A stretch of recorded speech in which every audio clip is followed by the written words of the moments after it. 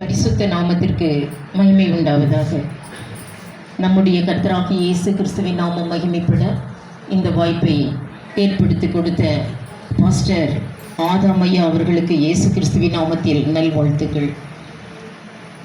இன்றைக்கு சில ஆலோசனை கொடுக்க கர்த்தர் விரும்புகிறார்.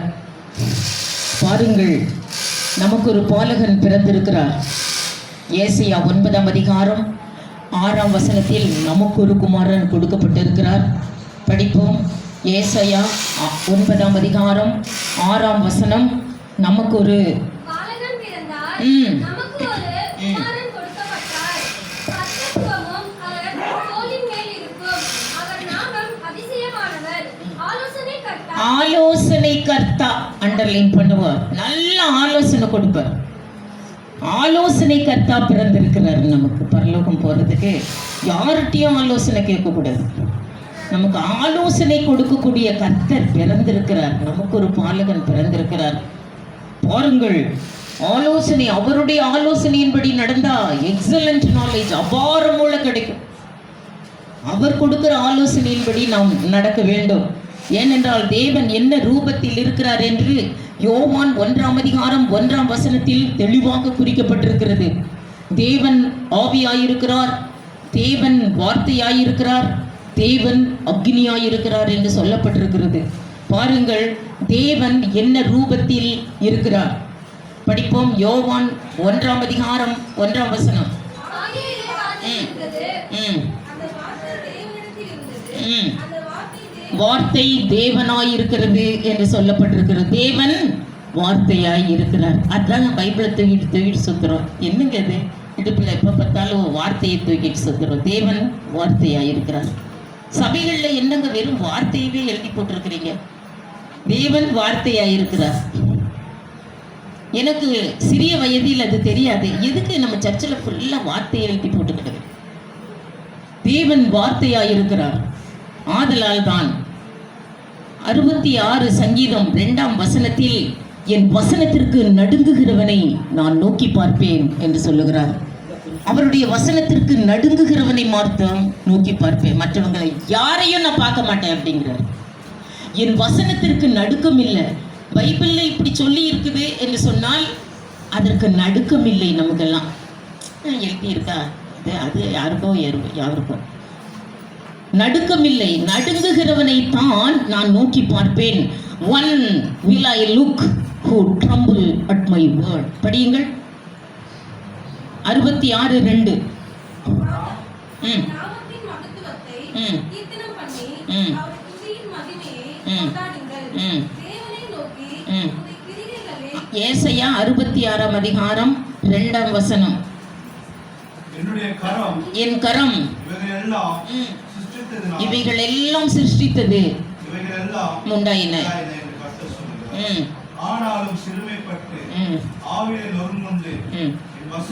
என் வசனத்திற்கு நடுங்குகிறவனை நான் நோக்கி பார்ப்பேன் என்று சொல்லுகிறார். எல்லாரும் இல்லை, அண்டர்லைன் பண்ணுவோம். One will I look who tremble at my word. என் வசனத்திற்கு நடுங்கணும். சும்மா தூக்கிட்டு வர்றது இல்லை. பைபிளை அதை படித்தா ஒரு பயங்கர நடுங்கும். ஐயோ, வேதத்தில் இப்படி சொல்லியிருக்கேன், நான் அதை கடைப்பிடிக்கணுமே அப்படின்னு நடுங்குகிறவரே. 96ஆம் சங்கீதம் 9ஆம் வசனத்தில் tremble before him all the earth. பூமியில் இருக்கிற எல்லா மனிதர்களே அவருடைய வசனத்துக்கு நடுங்குங்கள் என்று சொல்லப்பட்டிருக்கிறது. பூமியில் குடியிருக்கிற அத்தனை மனிதர்களே என்று கூப்பிட்டு சொல்லுகிறார். படியுங்கள். பூலோகத்தாரே படியுங்கள். 96:9. அண்டர்லைன் பண்ணுங்க. பூலோகத்தாரே நீங்கள் யாவரும் அவருக்கு முன்பாக நடுங்குங்கள். விட்டுக்கிட்டு நடுங்கணும். நடுக்கம் இருக்கா? நடுக்கத்தோடு தான் வந்தீங்களா? வசனம் படிச்சுட்டு வந்தீங்களா? இல்லை அது ஒரு வசனத்தையாவது கடைப்பிடிச்சிட்டு வந்தீங்களா? நடுக்கம் இருக்கா? பூலோகத்தாரே நீங்கள் யாவரும் அவருக்கு முன்பாக நடுங்குங்கள். பாருங்கள், அவருக்கு நடுங்கினால் போதும், நீங்கள் ஒரு காலம் இடறி விழுவதில்லை என்று 1-2 பேதுரு 1ஆம் அதிகாரம் 10. நீ விழவே மாட்ட, பின்வாங்கவே மாட்ட, இடறி விழவே மாட்ட. ஒரே ஒரு காரியம், அவருடைய வசனத்திற்கு நடுங்கினால் போதும், நீ ஒரு காலும் இடறி விழுவதே இல்லை. படியுங்கள். ஆகையால் ம். சகோதரரே, சகோதரரே, உங்கள் அழைப்பையும் ம். தெரிந்து கொள்ளுதலையும் ம். உறுதியாக்கும்படி ம். ஜாக்கிரதையாய் இருங்கள். ம். இவைகளை செய்தால் ம். நீங்கள் ஒரு கால் அந்த வசனத்தின்படி நடுங்கி செய்தால் நீங்கள் ஒரு காலும் இடறி விழுவது இல்லை. இடறவும் மாட்டேன், விழவும் மாட்டேன். 1 சாமுவேல் 2ஆம் அதிகாரம் 9ஆம் வசனம், அவருடைய வசனத்திற்கு நடுங்குகிறவர்களை பரிசுத்தவான்களை பலத்தினால் ஒருவனும் இந்த உலகத்தில் மேற்கொள்ளவே முடியாது என்று 1 சாமுவேல் 2ஆம் அதிகாரம் 9ஆம் வசனத்தில் குறிக்கப்பட்டிருக்கிறது. அந்த அவருடைய வசனத்திற்கு நடுங்குகிறவனை பலத்தினால் ஒருவனும் மேற்கொள்ள முடியாது. இந்த உலகத்துல நீ உயிரோடு இருக்கும் வரை பலத்தினால் ஒருவனும் உன்னை மேற்கொள்ள முடியாது. படியுங்கள். அவர் தமது பரிசுத்தவான்களின் ம். பாதங்களை காப்பார். ம். துன்மார்க்கர் ம். இருளிலே மௌனமாவார்கள். ம். பலத்தினாலே பலத்தினால் மாத்திரம் ஒருவரும் ஒருவனும் உங்களை மேற்கொள்ளுவது இல்லை. அண்டர்லைன். நீ உயிரோடு இருக்கும் வரை அவருடைய வசனத்துக்கு நடுங்குவாயானால் பலத்தினால் மாத்திரம் ஒருவனும் உங்களை மேற்கொள்ளுவது இல்லை என்று சொல்லப்படும். பாருங்கள், பலத்துல மோசேக்கு கொடுத்த ஆசீர்வாதத்தை விட யோசுவாவுக்கு கொடுத்த ஆசீர்வாதம் தான் ரொம்ப பெருசு. இங்கே பாருங்க, இவரை விட இவருக்கு கொடுத்த ஆசீர்வாதம் தான் பெருசுன்னு நினைக்கிறேன். அதே பேரை வச்சுக்கிட்டார். மோசேக்கு கொடுத்த ஆசீர்வாதத்தை விட யோசுவாவுக்கு கொடுத்த ஆசீர்வாதம் தான் பெருசா இருக்குதான். மோசே கூட இத்தனை ராஜாக்களின் தலையை கையில் எடுக்கல. ஆனா யோசுவா பாருங்க, எத்தனை பெரிய ராஜாக்களினுடைய தலையவே வெட்டி எடுத்துட்டாரு கையில. படியுங்கள். யோசுவா 12ஆம் அதிகாரம் 8ஆம் வசனத்தை படியுங்கள். மோசேயின் ஆசீர்வாதத்தை விட யோசுவா 31 பெரிய ராஜாக்களினுடைய தலையவே கையில் எடுத்துட்டார், வெட்டி வெட்டி. பெரிய ராஜாக்கள் என்று சொல்லப்பட்டிருக்கிறது. படியுங்கள். 8ஆம் வசனம். ஃபர்ஸ்ட் யோசுவா 12:8. யோசுவா இஸ்ரவேல் கோத்திரங்களுக்கு சுதந்திரமாக பங்கிட்டதுமான ஏத்தியர், எத்தனை ராஜாக்களை அவர் வெட்டினார்? ஏத்தியர், எமோரியர், கானானியர், பெரிசியர், ஏவியர், எபூசியர் என்பவர்களுடைய தேசத்தில் இருந்தவர்களும் யோசுவாவும் இஸ்ரவேல் புத்திரரும் முறியடித்தவர்களுமான ராஜாக்கள் யார்? எத்தனை ராஜாக்கள் பாருங்கள். 24ஆம் வசனம் 1 அந்த 12ஆம் அதிகாரம் முழுவதும் எத்தனை ராஜாக்களை தலையை எடுத்தாருன்னு லிஸ்டே வந்திருக்கு. ஆக மொத்தம் கடைசி வசனம் படியுங்கள். 24. திர்ஷாவின் ராஜா 1. ஆக மொத்தம் 31 ராஜாக்கள். பெர்ஷியா ராஜா 1, சிக்ரியா ராஜா 1, கானான் ராஜா 1, இப்படியே பெரிய பெரிய ராஜா அப்படியே லிஸ்டே போட்டிருக்குது. ஆக மொத்தம் அண்டர்லைன் எத்தனை ராஜாக்களுடைய தலையை எடுத்துட்டாரு? 31 ராஜாக்கள், பெரிய ராஜாக்கள் தலையவே கையில் எடுத்துட்டார். வெள்ளத்தினால் ஒருவனும் மேற்கொள்ள முடியாது. காரணம், பெரிய ராஜாக்கள். அவனை கொல்லவும் முடியாது. அவருடைய வசனத்துக்கு நடுங்குகிறவனை கொல்லவும் முடியாது என்று மார்க் 16ஆம் அதிகாரம் 18ஆம் வசனம் இயேசு சொன்னார். அவனை கொல்லவும் முடியாது. சாவு விலகி விலகி போகும், உன்னை விட்டு சாவு விலகும். கொல்லவே முடியாது உன்னை. படியுங்கள்.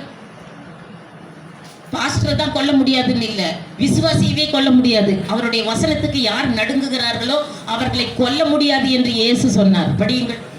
14-18. விசுவாசிகள், அதிலிருந்து படிங்க. விசுவாசிகளால் நடக்கும் அடையாளம். நீ விசுவாசின்னு சொன்னா விசுவாசிகள் சில சிம்டங்கள் உன் வாழ்க்கையில் இருக்கும். விசுவாசிகளால் நடக்கும் அடையாளம் இது இல்லைன்னா நீ விசுவாசி கூட கிடையாது. விசுவாசிக்கிறவர்களால் நடக்கும் அடையாளங்கள் ஆவன.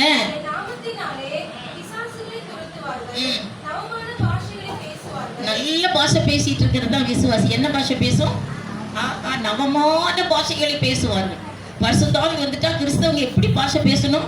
நவமான பாஷை பேசுறீங்களாமே. கொல்லாச்சண்டையில வெளியே போய் கேட்டா தெரியும் என்ன பாஷை பேசுறீங்க. கொல்லாச்சண்டையில தண்ணி பிடிக்க போகுது பேசுறீங்களாமே வார்த்தை. நவமான பாஷையா பேசுறீங்க.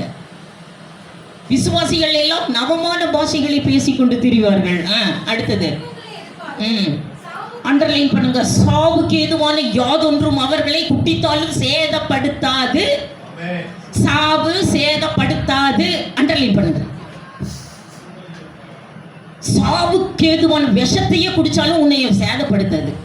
இதுதான் விசுவாசி. செத்துட்டாரு, போயிட்டாரு. இதான் சாட்சி. ஒரு சர்ச்சில் சாட்சி சொல்றாங்க. சாட்சி சொல்லுவாங்க இவங்க அப்படின்னு சொல்லிட்டாரு பாஸ்டர். அவங்க என்னன்னு சாட்சி சொல்றாங்க? நயகரா நீர்வீழ்ச்சிக்கு நாங்கள் போனோம், நானும் என் மனைவியும் என் பிள்ளைகளும். நயகரா நீர்வீழ்ச்சியை போய், உலகத்திலேயே பெரிய நீர்வீழ்ச்சி நயகரா நீர்வீழ்ச்சி, அதை போய் பார்க்கறதுக்காக நானும் என் மனைவியும் என் பிள்ளைகளும் போனோம். என்னாச்சு? சாட்சி என்ன? அப்புறம் நயகரா நீர்வீழ்ச்சியில என் மனைவிய காணோம், என் பிள்ளைய காணோம், எல்லாம் அடிச்சுட்டு போயிடுச்சு நயகரா நீர்வீழ்ச்சி. இதான் சாட்சி. எல்லாம் போயிட்டாங்கோ, செத்துட்டாங்கோ. இதான் சாட்சி சொல்றாரு. அப்படி நயகரா நீர்வீழ்ச்சியில என் மனைவிய காணோம், என் பிள்ளைய காணோம், ஐயோ ஜெபிங்க. சாட்சியை பாரு. நயகரா நீர்வீழ்ச்சியிலிருந்து தப்பிச்சிட்டோம்னு சொல்லு, அதுதான் சாட்சி. சாவு சேதப்படுத்தாது, அதுதான் விசுவாசி. பாருங்கள், சாவுக்கு எதுவும் அவர்களை கொல்ல முடியாது. அடுத்தது, யாரும் எதிர்க்க முடியாது. யோசுவா 1:5 யாரும் மேற்கொள்ளவும் முடியாது, யாரும் கொல்லவும் முடியாது, யாரும் எதிர்க்கவும் முடியாது. நீ உயிர் மட்டும் உனக்கு இருந்துட்டா போதும். நீ அண்டர்லைன் பண்ணுவான், நீ உயிரோடு இருக்கும் நாளெல்லாம் ஒருவனும் உனக்கு முன்பாக எதிர்த்து நிற்பது இல்லை. எதுக்கவும் முடியாது, மேற்கொள்ளவும் முடியாது, கொல்லவும் முடியாது. பாருங்கள், இந்த ஒன்றை மாத்திரம் சொல்லத்தான் எனக்கு. உங்களால் உண்டாகும் பயமும் கெடியும் நீ மிதிக்கும் பூமி எல்லாம் வரப்பண்ணுவேன். உபாகமம் 11:25. நீ எந்தெந்த பூமியில போய் நிக்கிறையோ, எந்தெந்த இடத்துல போய் கால் வைக்கிறையோ, அவங்க எல்லாம் நடுங்குவாங்க. என்ன பார்த்துக்கிட்டு நீ அவங்கள பார்த்து நடுங்க வேண்டாம். இங்க பாருங்க, ஒரு படிங்க இந்த வசனத்தை. உபாகமம் 11:25. உங்கள் முன் ஒருவனும் எதிர்த்து நிற்பதில்லை.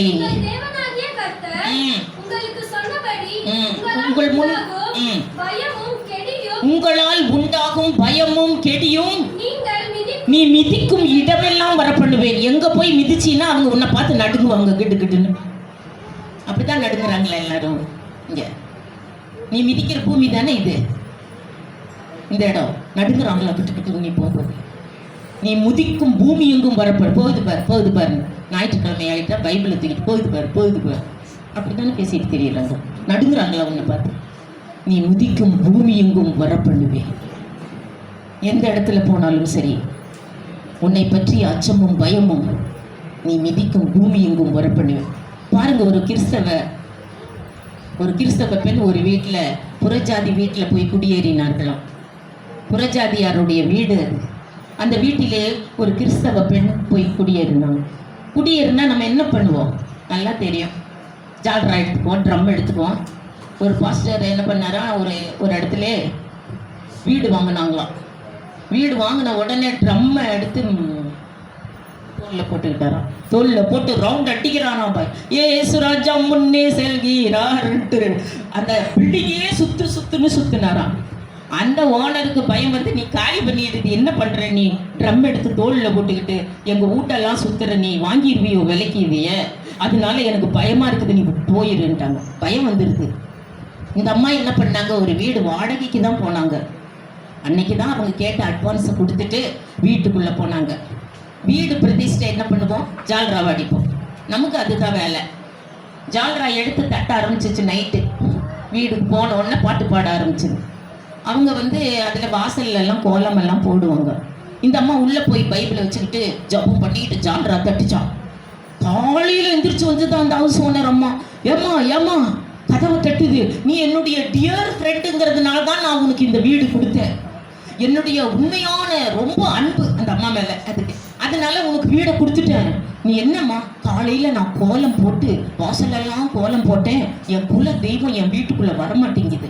நான் கோலம் போடுறதே எதுக்கு தெரியுமா, என்னுடைய குல தெய்வம் என் வீட்டுக்குள்ளே வரணும், அதுக்கு தான் நான் கோலமே போடுறேன். அது வாசல்ல நிற்கிது என் குல தெய்வம் நைட்டில். ஏமா என் குல தெய்வமே, நீ என் வீட்டுக்குள்ளே வாமா, உனக்காகத்தானே நான் வந்து கோலம் போட்டு கூப்பிட்டுட்டு இருக்கிறேன்னு சொன்னால் அது வரமாட்டேன். அது யார் அந்த பொம்பளை உள்ள, அவளை வெளியேற்று நான் வர்றேன் அப்படிங்கிறான். வரவே மாட்டேங்குது. அதனால இப்போ கதவை தட்டி இன்னைக்கே காலி பண்ணு. ஐயோ, இப்பதான் எல்லா பொருளெல்லாம் இப்பதான் கொண்டு வந்து வச்சிருக்கு, இப்பவே காலி பண்ணி போயிரு, முன்னால எனக்குள்ள தெய்வம் வீட்டுக்குள்ள வர மாட்டேங்குது. உடனே, என்னம்மா நான் உனக்கு என்னம்மா செஞ்சேன்? அது என்னமோ தெரியாது, நீ ஜால்ரா எடுத்தா என் குல தெய்வம் இங்க வரமாட்டேங்குது. உன்னை பற்றிய அச்சமும் கெடியும் நீ மிதிக்கும் பூமி எங்கும் வர பண்ணுவேன். நீ மிதிக்கும் பூமி எங்கும் வர பண்ணுவேன். No man shall be able to stand against you. The Lord your God will put the fear of you upon all the nation என்று எழுதப்பட்டிருக்கிறது. எந்தெந்த தேசத்துக்கு போறியோ, எந்தெந்த இடத்துல குடியிருக்கோ, அந்த உன்னை பற்றிய பயமும் அச்சமும் நீ மிதிக்கும் பூமி எங்கும் நான் வர பண்ணுவேன் என்று சொல்லுகிறார். பாருங்கள், இருதயத்தில் வசனம் இருந்தால் நம் நடைகளில் ஒன்றும் நமக்கு பிசகுவது இல்லை. இருதயத்தில் வசனம் எப்படி வரும்? சங்கீதம் 37, 31 இருதயத்துக்குள்ள வசனம் இருந்தா தான் நடைகள் கரெக்டா இருக்கும். அப்ப இருதயத்துக்குள்ள எப்படிதான் வசனம் வரும்? பைபிளை எடுத்து கட கட கட கட கடன் படி. காலையில எந்திரிச்சோம், புரியுதோ புரியலையோ அதெல்லாம் எனக்கு தெரியாது. உனக்கு புரியுதோ அது புரியுதோ, எடுத்து பைபிளை எடுத்து தட கட கட கட கடன் படி. பைபிள் வசனம் எல்லாம் இருதயத்துக்குள்ள சேவ் ஆயிடும். அப்படியே நடைகளில் ஒன்றும் பிசகுவது. பைபிள் இருதயத்துல வசனம் இருக்கும். 37, 31 அவர்கள் தேவன் அருளிய வேதம் அவர்கள் இருதயத்தில் இருக்கிறது, ஆதலால் அவர்கள் நடைகள் ஒன்றும் பிசகுவது இல்லை. இருதயத்தில் வசனம் இருந்தா தான் நடைகள் பிசகாது. அதை ஞாபகக்குறியா மாட்டிக்குவாங்கிறாங்க. அதனாலதான் இப்படி பார்த்தாலே வசனம் ஞாபகக்குறியா மாட்டிக்க சொல்லுது, நிலக்கால்கள்ல எழுத சொல்லுது, கையில கட்டிக்கோன்னு சொல்லுது, இருதயத்துல வச்சுக்கோன்னு சொல்லுது. இருதயத்துல இருந்தா நடைகள் ஒன்றும் பிசகுவது இல்லை. இருதயத்துல எப்படிதான் வசனம் வரும்? பைபிளை படிச்சாதானே வரும். பைபிளை புரியுதோ புரியலையோ கட கட கட கட கடன் படிச்சோம்னா வசனம் எல்லாம் இருதயத்துக்குள்ள போய் சேவ் ஆயிடும். உன் நடைகள் ஒன்றும் பிசகுவது இல்லை. பாருங்கள், தாவீது மிகப்பெரிய ராஜா. அவரெல்லாம் எவ்வளவு நேரம் பாருங்கள் பைபிள் படிக்கிறார். பாருங்கள், மிகப்பெரிய ராஜா. ராஜாக்களுக்கே டைம் இருக்குதான் பைபிள் படிக்கிறது. 119 சங்கீதம் 97 பெரிய பெரிய ராஜாக்கள் எல்லாம் 24 hours ஒர்க்கிங் பீப்புள். ராஜாக்கள் 24 மணி நேரமும் வேலை செய்கிறவர். தாவீது மிகப்பெரிய ராஜா. எருசலேம் தேசத்தை அரசாண்ட மிகப்பெரிய ராஜா தாவீது. 40 வருஷம். சாலமோன் 40 வருஷம். சவுல் ராஜா 40 வருஷம். எருசலேம் தேசத்தை அரசாண்ட மிகப்பெரிய ராஜாக்கள். அந்த மிகப்பெரிய ராஜாவுக்கே எவ்வளவு நேரம் பைபிள் படிப்பாராமா? படிங்க. உமது வேதத்தில் நான் எவ்வளவு பிரியமாயிருக்கிறேன். நாள் முழுவதும் அது என் தியானம். 24 hours படிச்சுக்கிட்டே இருப்பான். பெரிய பெரிய ராஜாக்களுக்கு என்ன வேலையா? நாள் முழுவதும் அண்டர்லைன் பண்ணுவோம். நாள் முழுவதும் அது என் தியானம். 24 hours working people 24 hours Bible படிச்சுக்கிட்டே இருப்பாங்களா? என்ன சிஸ்டர், உங்களுக்கு வேற வேலையே இல்லையா? வேற வேலையே இல்லைதான். 24 hours இதான் வேலை. பெரிய பெரிய ராஜாக்களுக்கே டைம் இருந்தது. படிக்கிறேன், அதில் நான் தியானமாய் இருக்கிறேன். அப்படி இருக்கும் பொழுது ஏசாயா 40 அதிகாரம் 31 அவர்கள் இரவும் பகலும் அதில் தியானமாய் இருக்கிறவர்கள் they shall mount up with wings like eagles. அவர்கள் ஈகிள் போல எழும்புவார்கள். அவர்கள் ஓடினாலும் இளைப்படையார்கள், நடந்தாலும் சோர்ந்து போவார்கள். அவர்கள் ஈகிள் போல எழும்புவார்கள். கர்த்தருக்கு காத்திருக்கிறவர்கள், அந்த 24 hours தியானம் பண்ணுகிறவர்கள், அவர்கள் கழுகுகளைப் போல செட்டைகளை அடித்து அடித்து எழும்புவார்கள். படியுங்கள்.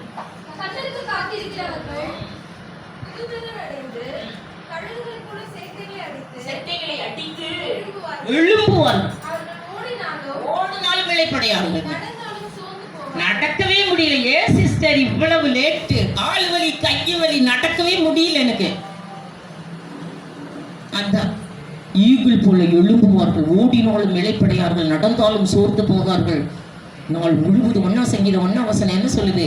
கர்த்தருடைய வேதம் எவ்வளவு நேரம் படிக்கணுமா? இரவும் பகலும் அதில் தியானமாய் இருக்கிறவன் பாக்கியவான். கடைசி வசனம், அவன் என்ன செய்தாலும் வாய்க்கும். 24 hours இந்த வேலை. நாள் முழுவதும் அது என் தியானம் என்று சொல்லுகிறார். அப்போஸ்தலனாகிய பவுல் எவ்வளவு நேரம் பைபிள் படிப்பாராம்? நாங்களோ ஜெபம் பண்ணுவதிலும் வேத வசனம் போதிப்பதிலும் இடைவிடாமல் தரித்திருக்கிறோம். No gap. அதான் சங்கிலி ஜெபம். சில சபைகள்ல சங்கிலி ஜெபம், இடைவிடாத ஜெபம் நடந்துட்டு இருக்கும். நான் ஜீசஸ் கால்ஸ் பிரேயர் டவர்ல பிரேயர் வேரியரா இருக்கேன். 80,000 சங்கிலி ஜெபம் இருந்துட்டே இருக்கும், நைட் அண்ட் டே. ஒரு நாளைக்கு 80,000 கால் வருது. அப்படியே நைட் அண்ட் டே சங்கிலி ஜபம். நைட் ஃபுல்லா ஒரு டியூட்டி, அப்புறம் பகல் ஃபுல்லா ஜபம் பண்ணிக்கிட்டே இருப்பாங்க. 500 பேர் அட் அ டைம்ல இருந்து சங்கிலி ஜபம். நாள் முழுவதும் அது என் தியானம். பாருங்கள், they shall mount up with wings like eagles என்று சொல்லப்பட்டிருக்கிறது. வேத பிரியர்கள், தேவ புதல்வர்கள், வேத பிரியர், தேவ புதல்வர், சேதமடையா நடந்திடுவார். இலைகள் ஊதிரா மரங்கள் போல இவர்கள் நல்ல கனி தருவார். இலைகள் ஊதிரா மரங்கள் போல இவர்கள் நல்ல கனி தருவார். சத்திய வேதம் பக்தரின் தீபம், சுத்தர்கள் போகும் பாதையின் தீபம், உத்தமனாம் கொண்டாடும் சத்திய வேதம். பாருங்கள், கோரேசு ராஜா காலத்திலே இந்த கோரேசு ராஜா கட்டளையிட்டாராம், இந்த உலகத்திலேயே இந்து தேசம் முதல் எத்தியோப்பியா தேசம் வரை 120 நாடுகளுக்கு தலைவர் இந்த கோரேசு ராஜா. அவர் என்ன செய்தார்? உலகத்தில் இருக்கிற எல்லா அழகான வாலிபர்களையும் என் அரண்மனையில் எனக்கு சேவை செய்ய கூட்டிட்டு வான்னு சொன்னார். அப்படி கூட்டிட்டு வந்தவர்கள் எருசலேம் தேசத்திலிருந்து 4 பேரை கூட்டிக் கொண்டு வந்தார்கள். தானியேல், கோரேசு ராஜா காலத்திலே தானியேல், அனனியா, மிஷாவேல், அசரியா, பயங்கர பியூட்டிஃபுல் ஆண் அழகர்கள். அந்த 4 பேர் எருசலேம் தேசத்திலிருந்து வந்தவர்கள். மற்றவர்கள் எல்லாம் மற்ற நாடுகளில் இருந்து வந்தவர்கள். ஆனால் கோரேசு ராஜா பார்க்கிறார், இந்த 4 வாலிபர்கள் 10 மடங்கு சமர்த்தர்களாக இருக்கிறாங்களாம் மற்றவங்களை விட.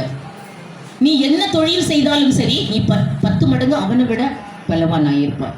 என்ன தொழில் செய்? தானியேல் 1:19. பாருங்கள், அந்த கோரேசு ராஜா இந்த 4 வாலிபரை மாத்திரம் 10 மடங்கு சமர்த்தராய் காண்கிறான். ராஜா அவர்களோடு கூட பேசினார். அவர்கள் எல்லாருக்குள்ளும் அவர்கள் அரண்மனையில எத்தனை லட்சம் பேர் இருந்தாங்களோ தெரியல, உலகத்திலிருந்து எல்லா ஆண் அழகர்களையும் கூட்டிட்டு வந்துட்டான். இந்த 4 பேர் மாத்திரம், இந்த எருசலேம் தேசத்தில் இருந்து வந்த அந்த 4 பேர் மாத்திரம், தானியேல், அனனியா, மிஷாவேல், அசரியா, இந்த 4 வாலிபர்களும் என்பவர்களைப் போல வேறொருவரும் காணப்படவில்லை. வேறு ஒருவரும் காணப்படுவது. தொடர்ந்து படிப்போம். இவர்கள் ராஜ சமூகத்திலே ஞானத்தை எடுத்துக்கொண்டாலும் சரி, புத்தியை எடுத்துக்கொண்டாலும் சரி, அடுத்து எந்த விஷயத்தை எடுத்துக்கொண்டாலும் சரி, ராஜாவர் அதிலே தன் ராஜ்யம் எங்கும் உள்ள சகல சாஸ்திரிகளிலும் ஜோசியரிலும் இவர்களை மாத்திரம் 10 மடங்கு சமர்த்தராய் கண்டான் கோரேசு ராஜா. இந்த 4க்கு மட்டும் விசேஷ ஆவியா இருக்குது. எத்தனையோ லட்சம் பேரை உலகத்திலிருந்து கூட்டிட்டு வந்தான். அந்த தானியேல், மிஷாயேல், அசரியா, பாருங்கள், இந்த 4 வாலிபர்களும் 10 மடங்கு சமர்த்தராய் கண்டான் கோரேசு ராஜா. ஞானத்தை எடுத்துக்கொண்டால் இவங்களுக்கு தான் 10 மடங்கு ஞானம். புத்தியை எடுத்துக்கொண்டாலும் சரி 10 மடங்கு. எந்த விஷயத்தை எடுத்துக்கொண்டாலும் சரி, அண்டர்லைன் பண்ணுங்க. நீ என்ன வேலை செஞ்சாலும் சரி, கிச்சன் வேலை செய்யறியா, ஐயோ 10 மடங்கு சமர்த்தரா இருக்கும் உன்னோட மீன் குழம்பு. எப்படி சிஸ்டர் செஞ்சீங்க? நானும் தக்காளி சட்னி எல்லாம் வச்சேன். பக்கத்து வீட்டில் ஒரு அம்மா இருக்காங்க, ஃப்ரெண்டு தான். அந்த அம்மா வந்துடும், ஐயோ சிஸ்டர் உன் தக்காளி சட்னி மட்டும் எனக்கு எப்படி மணக்குது, எப்படி செஞ்ச சொல்லு. முதல்ல ஃபுல்லாக சட்டியில் இருக்கிறதெல்லாம் தின்னு போட்டு அது எப்படி செஞ்ச, அதுக்கு ஒரு ஏன் சிஸ்டர் எல்லாரும் மாதிரி தான் செஞ்சேன். ஸோ எனக்கு சொல்லவே முடியல, நீ செய்கிற மாதிரி தான் நானும் செஞ்சுருக்கேன். அதே பச்சை மிளகாய், தக்காளி எல்லாமே தான் போட்டிருக்கேன். இல்லை சிஸ்டர் இது என்னன்னே தெரியல, எப்போ பார்த்தாலும் தக்காளி சட்னி கொடுன்ட்டு வந்துடும் என்கிட்ட. நீ எதை செஞ்சாலும் 10 மடங்கு சமர்த்தரா இருக்குது. ஆல் இண்டியா ரேடியோவிலேயே நியூஸ் ரீடராக செலக்ட் பண்ணும்போது அத்தனை பேரில் ஒரே ஆள் தான் voice is suitable for reading news. என்னோடு கூட 1000 பேர் வாய்ஸ் டெஸ்ட்டுக்கு வந்தாங்க. 1000 எல்லாரும் எம்ஏ தான், எம்ஏ படித்தவங்க தான். ஆனால் என்னுடைய voice is suitable for reading நியூஸ்னு எனக்கு மட்டும் கங்க்ராச்சுலேஷன் யூ ஹவ் செலக்டடுங்கிறோம். ஏன் காரணம் என்ன? எதை செய்தாலும் சரி 10 மடங்கு சமர்த்தராக இருக்கும். எதை செய்தாலும் சரி, எந்த தொழில் செய்தாலும் சரி, இவர்கள் அழகை பார்க்கும்போது ஞானத்தை எடுத்துக்கொண்டாலும் சரி, புத்தியை எடுத்துக்கொண்டாலும் சரி, எந்த விஷயத்தை எடுத்துக்கொண்டாலும் சரி, கோரேஸ் ராஜா இவர்களை மாத்திரம் 10 மடங்கு சமர்த்தராய் கண்டான். கோரேஸ் ராஜா அவர்களுக்கு எந்த ஊழியமெல்லாம் செய்தாலும் சரி. ஏனென்றால் தாவீது ராஜாவை மாத்திரம் சொல்லுகிறேன், இன்னைக்கு ஹெட்டிங், என் வசனத்துக்கு நடுங்குகிறவனை நான் நோக்கி பார்ப்பேன். தாவீது ராஜா பாருங்கள், அவருடைய வசனத்திற்கு நடுங்குகிறேன் என்று சொல்லுகிறார். சங்கீதம் 119 120, அவருடைய வசனத்திற்கு என் சதையெல்லாம் என் எலும்பெல்லாம் நடுங்குகிறது, உம்முடைய நியாய தீர்ப்புகளுக்கு நான் பயப்படுகிறேன் என்று சொல்லுகிறார். நடுங்குற ஆண்டவரே, உம்முடைய நியாய தீர்ப்புக்கு என்னன்னு நரகமா மோட்சமா நமக்கு தீர்மானிக்கப்படும், எனக்கு பயமா இருக்குது ஆண்டவரே, உம்முடைய நியாய தீர்ப்பை நினைச்சா என் எலும்பெல்லாம் நடுங்குது ஆண்டவரே என்று சொன்னான். அப்படிப்பட்ட தாவீதுக்கு இந்த உலகத்தில் பாருங்கள் எதிரி வருகிறான். படியுங்கள் 119. உமக்கு பயப்படும் பயத்தால் என் உடம்பெல்லாம் சிலிர்க்கிறது, என் எலும்பெல்லாம் நடுங்குகிறது. உம்முடைய நியாய தீர்ப்புகளுக்கு நான் பயப்படுகிறேன். I will afraid of your judgment. எனக்கு என்ன தீர்ப்பு வந்துருமோ என்று பயப்படும், உம்முடைய நியாய தீர்ப்புகளுக்கு நான் பயப்படுகிறேன். I will afraid of your judgment. அப்படி நடுக்கம் வந்துருச்சு, எலும்பெல்லாம் நடுங்குது என்று சொல்லுகிறார். My flesh trembles for fear of you and I am afraid of your judgment. அப்படி பயப்படுகிற அவருடைய வசனத்துக்கு நடுங்கினால் என்ன சொன்னேன்? பலத்தினால் ஒருவனும் உன்னை மேற்கொள்ள முடியாது. தாவீதை பலத்தினால் ஒருவனும் மேற்கொள்ள முடியவில்லை. பாருங்கள், அப்படி அவருடைய வசனத்திற்கும் அவருடைய நியாய தீர்ப்புகளுக்கும் பயப்படுகிறேன் என்று சொன்ன தாவீதுக்கு வந்த முதல் எதிரியை பாருங்கள். அவனுக்கு முதல் எதிரி வருகிறான். அவருடைய வசனத்திற்கு நடுங்கும் பொழுது, ஏசாயா 40ஆம் அதிகாரம் 29ஆம் வசனம், அவருடைய வசனத்துக்கு நடுங்கும் போது அவர் தனது பலத்தை அவனுக்குள் சார்ஜ் பண்ணி விடுகிறான். செல்லு சார்ஜ் எப்படி பண்ணிட்டா 100 ஆயிடுச்சுன்னா ஒர்க் ஆகும். அது போல அவருடைய வசனத்துக்கு நடுங்குகிறவனுக்கு தன்னுடைய பலத்தினால் அவர் சார்ஜ் பண்ணி விடுகிறேன் என்று சொல்லுகிறார். படிங்கள் ஏசாயா. சோர்ந்து போகிறவனுக்கு பலன் கொடுத்து, சத்துவமே இல்லாதவனுக்கு சத்துவத்தை பெருக பண்ணுகிறார். அப்படியே சார்ஜ் பண்ணி விட்டுறார். சொல்லலாம், சத்துவமே இல்லை, எனக்கு சத்துவமே இல்லை, எனக்கு பலனே இல்லை சிஸ்டர், எனக்கு ஒண்ணுமே முடியல, சார்ஜ் பண்ணப்படுகிறார். அவருடைய வசனத்துக்கு நீ நடுங்கினால் போதும், உன்னை பலத்தினால் சார்ஜ் பண்ணுகிறார். நல்லா 100 டிகிரி ஆயிரும், ஒருத்தரும் உன்னை மேற்கொள்ள முடியாது. He gives power to the weak என்று எழுதப்பட்டிருக்கிறது இங்கிலீஷ்ல. He gives power to the weak. எவ்வளவு வீக்கா இருக்கிறீங்களோ, ஜெபம் பண்ணவே முடியலன்ட்டு வீக்கா இருக்கிறீங்களா, இரவும் பகலும் பைபிள்ல தியானமாய் இருக்கும் பொழுதுக்கு அவன் பலத்தினால் சார்ஜ் பண்ணப்படுகிறான். அப்புறம் ஒருவனும் அவருடைய வசனத்துக்கு நடுங்குகிறேன் என்று சொன்ன தாவீதுக்கு வந்த முதல் எதிரியை பாருங்கள், கோலியாத். தாவீது முதல் எதிரி கோலியாத் வந்தான். உடனே தாவீது அந்த கோலியாத்தை கிழித்தான், தலையை அறுக்கிறான். பாருங்கள், தாவீது கோலியாத்தை கிழித்தான் தனது 12 வயதிலேயே. 1 சாமுவேல் 17ஆம் அதிகாரம் அந்த இன்சிடென்ட் கொடுக்கப்பட்டிருக்கிறது. அவருடைய வசனத்திற்கு நடுங்குகிறேன் என்று சொன்ன தாவீதை கொல்ல கோலியாத் வந்தான். உடனே அந்த கோலியாத் மேலேயே இவன் ஏறிட்டான்.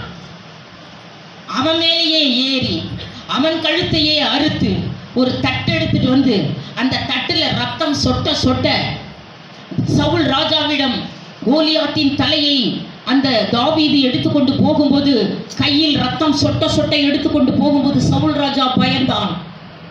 ஐயோ, தன் படை தளபதியாகிய அப்னேரை பார்த்து, அப்னேரே அப்னேரே, இந்த பிள்ளையாண்டான் யாருடைய மகன், இப்படி அறுத்து கொண்டு வருகிறானே கோலியாத்தின் தலையை என்று சொல்லுகிறான். படியுங்கள் 17ஆம் அதிகாரம் 54 55.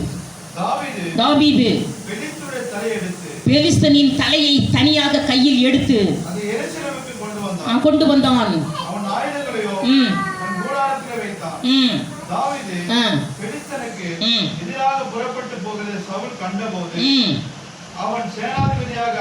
அப்னேரை தன்னுடைய படை தளபனாகிய அப்னேரை பார்த்து சவுல் ராஜா சொல்லுகிறார், அப்னேரே அப்னேரே, இந்த பிள்ளையாண்டான் யாருடைய மகன், இப்படி அறுக்க ஓடுகிறானே என்று 57ஆம் வசனம். அந்த தலையை எடுத்துக்கொண்டு ராஜா கிட்ட கொண்டு வரான். சவுல் ராஜா பயந்து, இது யாருடைய மகன்? இந்த அப்னேர் பயந்துட்டான். நீ யாருடைய மகன்னே தெரியாது, சத்தியமா தெரியாது, எப்படி அனுப்புனப்ப நான் அவன் யுத்தத்தை? அவனுக்கு 12 வயது. எப்படி அனுப்புன தெரியல. நான் போறேன் என்னன்னு அனுப்பி விட்டேன். நான் போறேன். ஒரு முறை சிங்கம் வந்தது கிழித்துட்டேன், ஒரு முறை கரடி வந்தது கிழிச்சுட்டேன், அதே மாதிரி இந்த கோலியாத்தை கிழிப்பேன்னா அனுப்பி விட்டுட்டேன். அவருடைய வசனத்திற்கு நடுங்குகிறேன் என்று சொல்லுகிறவனை பலத்தினால் ஒருவனும் மேற்கொள்ள முடியாது. பாருங்கள் 57 சூப்பர் நேச்சுரல் பவர் அவர்களுக்கு வரும். 57 கொன்று திரும்புகையில் சவுலுக்கு முன்பாக அண்டர்லைன் பண்ணுங்க, பெலிஸ்தியனின் தலை இந்த சின்ன பிள்ளை கையில் இருந்தது. அதை அண்டர்லைன் பண்ணு. பெலிஸ்தியனின் தலை இவன் கையில் இருந்தது. சாத்தானின் தலை யார் கையில் இருக்கணும்? உங்க கையில் தானே இருக்கணும். நீ ஏன் சாத்தானை பார்த்துட்டு ஓடுற? ஐயோ சிஸ்டர் சூனியை வச்சுட்டாங்க, மந்திரம் வச்சுட்டாங்க, எலுமிச்சம்பளம் வச்சுட்டாங்க, ஐயோ. அவன் தலை உன் கையில் இருக்கணும். நான் சொல்லல, அவருடைய வசனத்திற்கு நடுங்குகிறவனை நான் நோக்கி பார்ப்பேன். அவர் I will afraid of your judgment என்று சொன்னவன் அவர் பெலிஸ்தனின் தலையை அறுத்து கொண்டு வந்து விட்டார். Super natural power. பாருங்கள், புது பெல்லன் அவர்கள் அடைவார்கள் என்று ஏசாயா 40:31 என் வசனத்திற்கு நடுங்குகிறவன் புது பெல்லன் அடைவார்கள். புது பெல்லன் அவர்களுக்கு வரும். இரண்டாவது அவனுக்கு வந்த இரண்டாவது எதிரி, அவருடைய நியாய தீர்ப்புக்கு பயப்படுகிறேன் என்று சொல்லுகிற தாவீதுக்கு வந்த இரண்டாவது எதிரி நுழைந்த வீடு, புகுந்த வீடுன்னு சொல்லுவாங்கல்ல. இப்போ நம்மெல்லாம் சிலர் புகுந்த வீடு, பிறந்த வீடு. இப்போ புகுந்த வீட்டுக்குள்ள வந்துருச்சு எதிரி. யாரு? சவுல் ராஜா. யார் தெரியுமா? மாமனா. தாவீது மருமகன். இந்த மருமகனை 8 முறை சுவரோட குத்தி போட பார்த்துக்கிட்டு இருக்கிறான். மாமனாரே குத்தி போட பார்க்கிறான் 8 முறை. பாருங்கள், 1 சாமுவேல் 18:11 நீ புகுந்த வீட்டுல உன்னை குத்தி போடுறதுக்கு பார்த்துக்கிட்டு இருக்கிறாங்க. இப்போ என்ன பண்றது? குத்தி போட, சுவரோட குத்தி கொண்டுறலாம் அந்த தாவீதை. முடியுமா? பாருங்கள் என்ன நடந்தது. பாருங்கள் 1 சாமுவேல் 18:11 தாவீதை சுவரோட சேர்த்து உருவ குத்தி போடுறான். எத்தனை முறை தெரியுமா? 8 முறை பிரயாசப்பட்டானா. அப்புறம் ஓடியே போனானா தாவீது. ஐயோ மிகால் கிட்ட சொல்லிட்டு, ஐயோ உங்க அப்பா என்னைக்கு இருந்தாலும் உங்க அப்பா கையில நான் செத்துருவேன், நான் உன்னையை விட்டுட்டே காட்டுக்கு ஓடுறேன்னு காட்டுக்கு ஓடி போயிட்டான். காட்டுக்கு ஓடி போனா அங்கேயும் வந்து குத்தி போடுற ஈட்டி எடுத்துக்கிட்டு வந்துட்டான். யாரு? புகுந்த வீடு. புகுந்த வீட்டுல வாழ முடியும்னு நினைக்கிறீங்களா நீங்க? ஆனால் ஒன்றே ஒன்று, அவருடைய வசனத்துக்கு நீ நடுங்கினால் போதும். என்ன நடந்தது பாருங்கள். சவுல் கொன்றது 1000, தாவீது கொன்றது 10000 பெண்கள் எல்லாம் பாட்டு பாடும்போது சவுல் தாவீதை காய்மகாரமாக பார்த்தான். நான் கொன்றது 1000, ஆனா தாவீது கொன்றது 10000 சொல்றீங்களான்னு என்ன செய்கிறான் பாருங்கள். 18:9 காய்மகாரமா பார்க்கிறான். உன்னைய யாரும் அன்றால் முதற்கொண்டு தாவீதை பார்த்தான். அண்டர்லைன் பண்ணுங்க. காய்மகாரமா பார்க்கிறான். நான் 100 பேர் தான் கொண்டா, நீ 1000 பேரை கொள்றியா? என்னைக்காவது ஒரு நாள் உன்னை குத்தியே கொண்டு போடுவேங்கிறான். நான் காய்மகாரமா பார்த்தானா. உன்னை யாரும் முறைச்சு பார்த்தா கூட தெரியும், அவ்வளவுதான், அவட்டு குடும்பத்தையே கொண்டுருவோம். உன்னை காய்மகாரமா தான் பார்த்தான். அவன் என்ன போட்டிருக்குதுங்க? என்னைக்காவது ஒரு நாள் உன்னை கொண்டான் பாரு, அவ்வளவுதான். என்ன நடந்துச்சு தெரியுமா? அப்படி செஞ்சவனுக்கு படியுங்கள். 1 சாமுவேல் 31:4 அவனை காய்மகாரமா பார்த்தவனும் சவுல் ராஜாவும் அவனுக்கு 3 குமாரர்கள், யோனத்தானும் அவனுடைய 3 குமாரரும் அவனுடைய ஆயுததாரியும் அவனுடைய எல்லா மனுஷரும் ஒருமிக்க செத்து போனார்கள். சந்ததியே அழைச்சிட்டான். சந்ததியே இல்லை. உன்னை யாராவது காய்மகாரமா பார்த்தாங்கன்னா சந்ததியே இருக்காது, சந்ததியவே கொண்டுருவோம். வெள்ளத்தினால் ஒருவனும் மேற்கொள்ள முடிவதில்லை. காய்மகாரமாக பார்த்தவனை எங்க கொண்டு போட்டான் பாருங்கள். படியுங்கள். 1 சாமுவேல் 31:4 அந்த விருத்தசேதனம் இல்லாதவர்கள் வந்து என்னை குத்தி போட்டு என்னை அவமானப்படுத்தாதபடிக்கு நீ உன் பட்டயத்தை உருவி 6ஆம் வசனம் படி. அப்படியே அன்றைய தினமே சவுலும் அவனுடைய 3 குமாரரும் அவன் ஆயுததாரியும் அவனுடைய எல்லா மனுஷரும் ஒருமிக்க செத்து போனார்கள். சந்ததியே அவுட். 3 குமாரன், அவனுக்கு 3 குமாரனும் செத்துட்டாங்க. அவனோட 3 குமாரன், அவனும் அவுட்டு. அவனுடைய ஆயுதம் எல்லா படையும் எல்லா மனிதனும் சந்ததியே அழிச்சிருவான். அவருடைய நியாய தீர்ப்புக்கு பயப்படுகிற எவனும் நம்மை காய்மகாரமா கூட பார்த்துடக்கூடாது. முறைச்சு கூட போயிட்டு நான் என்னைக்காவது கொண்டாரு சொல்ல முடியாது. சொன்னா சந்ததியவே அழிச்சிருவோம். நம்ம வெள்ளத்தினால் ஒருவனும் உங்களை மேற்கொள்ளுவது இல்லை. அடுத்தது, பிறந்த வீட்டிலேயே எதிரி வந்துட்டான். யாரு? சவுல் ராஜாக்கு. சாதாரண இல்ல, இந்த சவுல் ராஜா சாதாரண ஆளுன்னு நினைக்காதீங்க. இந்த உலகத்தில் சிங்கத்தை விட பலமுள்ளவன், கழுகையை விட வேகமுள்ளவன். சிங்கத்தை விட பலமுள்ளவன் உன்னை காய்மகாரமாக பார்த்தாலும், உன்னை குத்தி போட பார்த்தாலும் அவன் சந்ததியவே நீ அழிச்சிடுவேன். சவுல் ராஜா உயிரோடு இருக்கையில் எவ்வளவு பலமுள்ளவன் பாருங்கள். எவ்வளவு 2 சாமுவேல் 1ஆம் அதிகாரம் 23. அவனை ஒரு மாதிரி முறைச்சு பார்த்தானே அந்த சவுல் ராஜா இந்த உலகத்தில் எவ்வளவு பலமுள்ளவன் தெரியுமா? இந்த பைபிள் ஹிஸ்டரியிலேயே இவன் தான் பலமுள்ளவன். உயிரோட இருக்கையில் சவுலும் யோனத்தானும்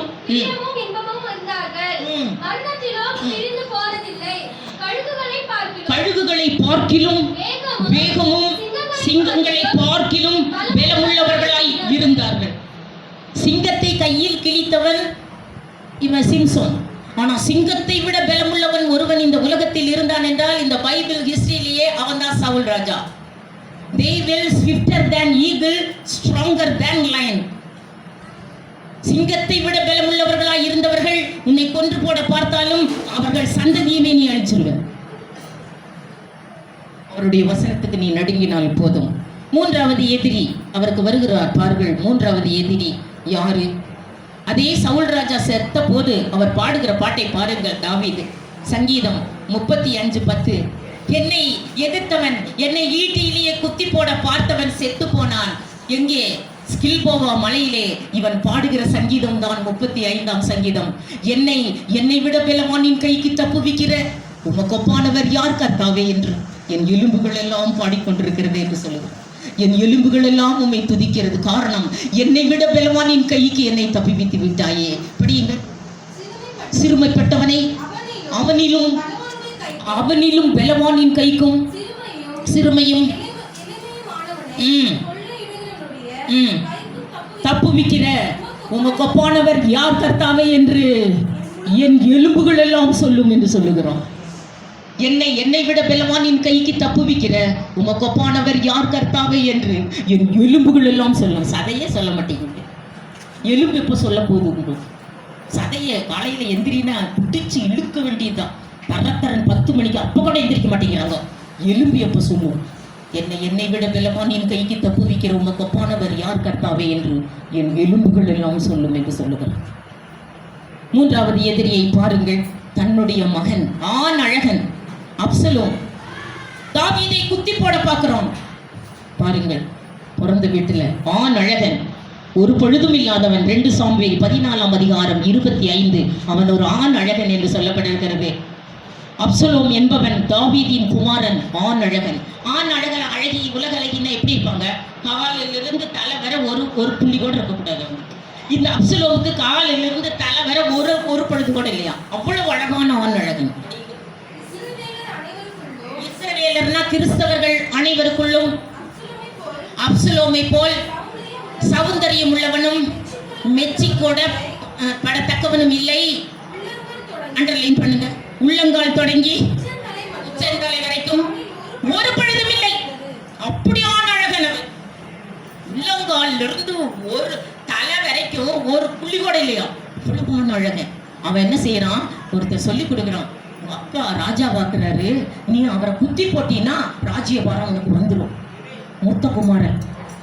அப்பா குத்திட்டீன்னா என்ன, நீ ராஜ்யபாரத்தை கைப்பற்றிக்கலான்னு சொன்ன உடனே ஒரு ஈட்டி எடுத்துக்கிட்டான். ஈட்டியை எடுத்து அரண்மனையிலேயே தாவீதை குத்தி போட பார்த்தான். அவன் பயந்து போய் காட்டுக்கு ஓடிட்டான். அப்பொழுது காட்டுக்கு ஓடிட்டானா? எங்க அப்பா எங்க இருக்கிறான்? நீ அப்பனை போய் குத்திட்டு வா, நீ ராஜ்யபாரம் பண்ணிடலாம். பாருங்க, தன்னோட சொந்த மகன் ஆண் அழகன் ஒரு கோவியர் கழுதியை எடுத்துக்கொண்டான். படியுங்கள். பாருங்கள் என்ன செய்கிறான். ஒரு 2 சாமுவேல் 14ஆம் அதிகாரம் 18ஆம் அதிகாரம் வாருங்கள். 18, 9, 14, 15. அந்த ஆண் அழகன் தன் தகப்பனாகிய தாவீதை குத்தி போட ஒரு கோவேறு கழுதையின் மேல் ஏறிக்கொண்டு ஈட்டியை எடுத்துக்கொண்டு காட்டிற்கு ஓடினான் என்று பார்க்கிறோம். அப்படி ஓடும்போது நடு வழியில அவன் கோவேறு கழுதை ஓடிடுச்சு. அவனுக்கு முடி கால் வரைக்கும் இருக்குமா. அந்த முடி கொண்டை போட்டு வச்சிருந்தானா அவுந்துருச்சு. அப்படியே நான் போக போக அந்த கோவேறு கழுதை போக போக முடி அவுந்துருச்சு. முடி அவுந்த உடனே அவ்வளோ நீள முடி அப்படியே ஒரு கருவாலி மரத்துல மாட்டிக்கிச்சு. அவன் முடி அப்படியே தொங்குறான். அம்மா தொங்கும் போதே இந்த கோவேறு கழுதை ஓடியே போச்சு. இவன் வானத்துக்கும் பூமிக்கும் நடுவ தொங்குறான். உடனே யோவாப் சொல்றான், ஐயோ இந்த பாருங்க தாவீதை குத்தி போடுறதுக்கு வந்து அவனுடைய மகன் அப்சலோம் தொங்குறான். அட ஏன் சொல்லிட்டு இருக்கிற, எட்டு வில்லையை அப்படி என்று வில்லையை மாட்டிக்கொண்டு அவன் வயிற்றிலே குத்தினான் யோவாப். அவன் குடல் சரிந்து செத்து கொடலெல்லாம் வெளியே வந்துருச்சான். அவன் வானத்துக்கும் பூமிக்கும் நடுவே செத்த பிரேதமாக தூங்கினான் என்று எழுதப்பட்டிருக்கிறது. படியுங்க. அப்சலோம் தாவீதின் சேவகருக்கு எதிர்ப்பட்டான். அப்சலோம் கோவேறு கழுதையின் மேல் ஏறிக்கொண்டு வரும்போது அந்த கோவேறு கழுதை சன்னல் பின்னலாக கர்வாலி மரத்தில் மாட்டிக்கொண்டது. அவனுடைய தலை ஒரு கர்வாலி மரத்தில் மாட்டிக்கொண்டது. வானத்துக்கும் பூமிக்கும் நடுவே செத்த பிரேதமாக தொங்கினான். யோவாப் அவனை கொன்றான். உன்னை குத்தி போட யாராவது துரத்திட்டு வந்தாங்கன்னா யார் எந்தெந்த கருவாலி மரத்துல மாட்டிட்டு தொங்குவாங்களோ தெரியல எனக்கு. அங்கங்க ஒரு கருவாலி மரம், அதுல மாட்டிக்குவாங்க. அப்சலோம் ஒரு கருவாலி மரத்தில் அவன் தலை மாட்டிக்கொண்டது. அவன் வானத்துக்கும் பூமிக்கும் நடுவே செத்த பிரேதமாக தொங்கினான். வெள்ளத்தினால் ஒருவனும் 15ஆம் வசனம் 18-15. யோவாப் வந்து என்ன செய்தான்? 10 பேர் வந்தாங்க. 10 பேர் வில்லையை மாட்டினார்கள். அப்சலோமை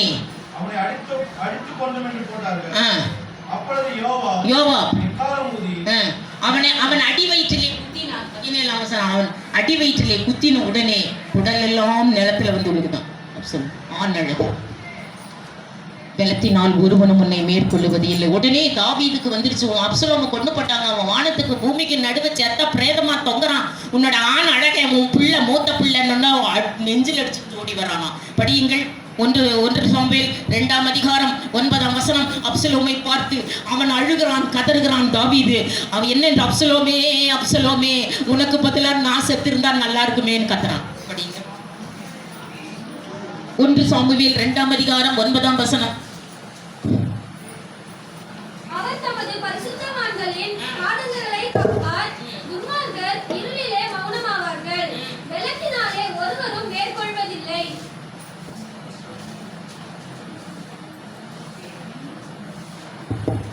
என் மகனே என்று கதறுகிறான். 1 சாமுவேல் 2ஆம் அதிகாரம் 9ஆம் வசனம். 18ஆம் அதிகாரம் 23. அதற்கு அவன் இப்படியானாலும் அங்கோடுவேன் என்றான். அப்பொழுது யோவாப் ஓடு என்றான். 18ஆம் அதிகாரம் 23. அவன் என் மகனே அப்சலோமே அப்சலோமே உனக்கு பதிலா நான் செத்திருந்தா நல்லா இருக்குமே என்று கதறுகிறான்.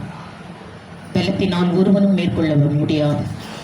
தாவீது ஒருத்தரை சொல்லத்தான் எனக்கு நேரம் இருக்கு. அப்பொழுது ராஜா மிகவும் கலங்கி அழுதான். என்னன்னு அழுகிறான்? அழுகிறான் என்னென்ற அந்த பிணத்தை பார்த்து அழுகிறான். அப்சலோமே அப்சலோமே உனக்கு பதிலா நான் மரித்திருந்தால் நலமாயிருக்கும் என்று. ஒரு 8 பேரை கொண்டு வந்தேன். வெள்ளத்தினால் ஒருவனும் மேற்கொள்ள முடிவதில்லை. அவருடைய வசனத்துக்கு நடுங்கின ஒருத்தரை மாத்திரம்தான் நான் உங்களுக்கு சொல்ல இருந்தது. பாருங்கள், தெபோராள் பாடுகிறாள், இந்த உலகத்திலே அவருடைய வசனத்துக்கு நடுங்குகிறவர்கள் இந்த பூமியில் எப்படி இருப்பார்கள். நியாயாதிபதிகள் 5ஆம் அதிகாரம் 31. இந்த பூமியில் அவர்கள் எப்படி இருப்பார்கள் என்று அவள் பாடுகிறாள். படியுங்கள். தெபோராள் பாடுகிறாள், உமக்கு பயந்து உமக்கு நடுங்குகிறவர்கள் கர்த்தாவே இப்படியே அழிய கடவர்கள். அவரிடத்தில் அன்பு கூறுகிறவர்கள், அவருடைய வசனத்துக்கு நடுங்கி அவரிடத்தில் அன்பு கூறுகிறவர்கள் வல்லமையோடு உதிக்கிற சூரியனை போல இருக்க கடவர்கள் என்று பாடினார். உதிக்கிற சூரியனை பார்த்துருக்கிறீங்களா? அப்படியே காலையில தக தக தக தக தக தகன்னு உதிக்கும். அதுபோல அவரிடத்தில் அன்பு கூறுகிறவர்கள் வல்லமையோடு உதிக்கிற சூரியனை போல இருக்க கடவர்கள் என்று பாடினார். Let all your enemies perish, O Lord, but let those who love him be like the sun when it come out from full strength என்று சொல்லப்பட்டிருக்கிறது. அவரிடத்தில் அன்பு கூறுகிறவர்கள் வல்லமையோடு உதிக்கிற சூரியனை போல இருப்பார்கள். ஆதலால் அவருடைய வசனத்திற்கு நடுங்குகிறவனை பலத்தால் ஒருவனும் மேற்கொள்ள முடியாது. பூலோகத்தாரே, நீங்கள் எல்லாரும் அவருக்கு முன்பாக நடுங்குங்கள் என்று சொல்லப்பட்டிருக்கிறது. பாருங்கள், நடுங்கினால் போதும், பலத்தினால் ஒருவனும் மேற்கொள்ள முடியாது. இயேசு நம் யுத்தங்கள் நடத்துவார், ஏற்றிடுவோம் என்றும் ஜெய கோடி. இயேசு நம் யுத்தங்கள் நடத்துவார், ஏற்றிடுவோம் என்றும் ஜெய கோடி. யாவையும் ஜெயித்து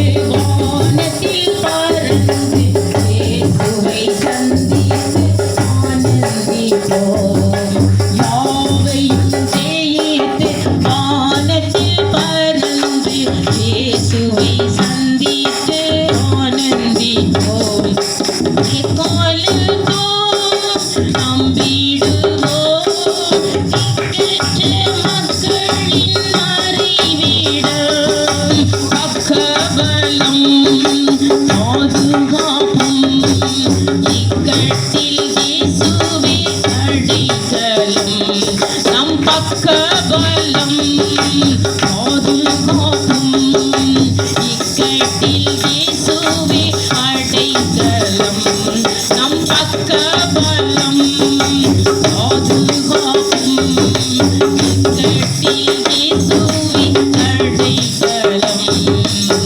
கர்த்தர் சக்தி ஆசீர்வதிப்பார்.